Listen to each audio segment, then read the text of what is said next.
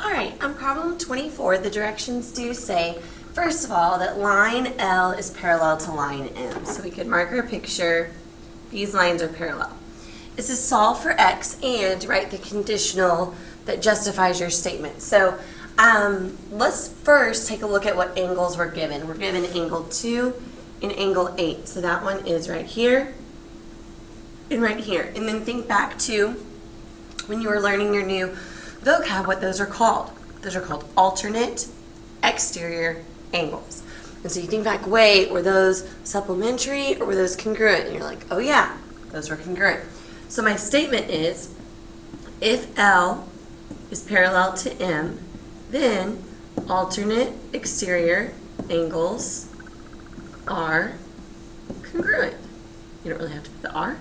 Okay, so we got our statement. We know that they're congruent, so that means take x squared minus 6x and set it equal to 3x plus 22.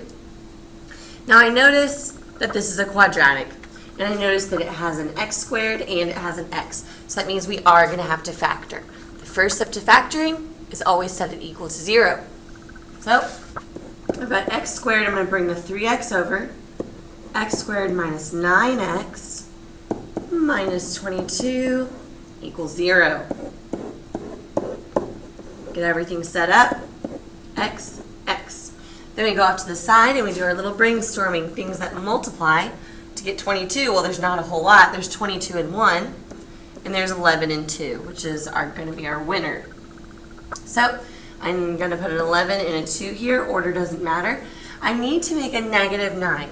So you think to yourself, would you want it to be 11 minus 2 or 2 minus 11? You want it to be a negative 9 because of right here, negative 9. So I'm going to want that to be 2 minus 11, so I can end up in the negatives. Positive 2 minus 11. The next step is always to set these equal to 0. When you set them equal to 0, you're going to get x equals negative 2 and x equals 11. The last step is always to decide, are these both good answers, or do one of them give me a negative angle, and therefore would I have to throw it out? So let's see, if I took 11, you got to plug it in both places. If I plugged 11 in here, am I okay? 11 squared, 121, minus 66. Okay, I'm positive, good.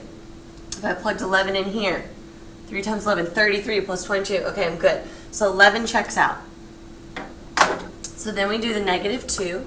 If I plug negative 2 in here, 3 times negative 2 is negative 6 plus 22. Oh, I'm still in the positives. I'm doing good. And then if I plug negative 2 in here, negative 2 squared is 4.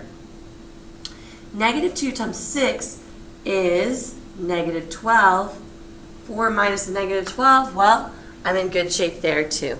So actually on this one, both of our answers check out, and we have 2 good answers for the value of x.